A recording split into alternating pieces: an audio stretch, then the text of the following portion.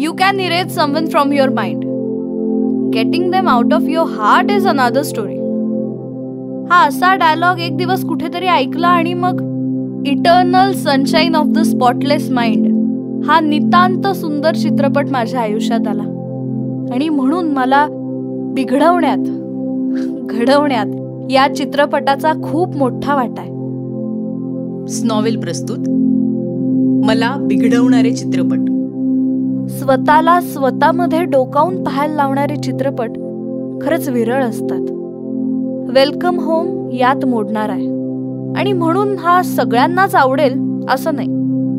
जरा clichéd melodrama नसलेला, कुठेतरी रिलेट करायला लावणारा आणि रिलेट होतंय असं जाणवून अस्वस्थ करायला लावणारा, सुखांत किंवा शोकांतिका असा शिक्का लावून शेवट न करणारा असा हा चित्रपट. लेखिका सानिया भालेराव, दिग्दर्शक आणि कलाकार श्रुती कुलकर्णी. मर्द को दर्द नहीं होता, MKDNH. हा म्हणजे वेड्या माणसाने वेड्या लोकांसाठी काढलेला वेड लावणारा चित्रपट.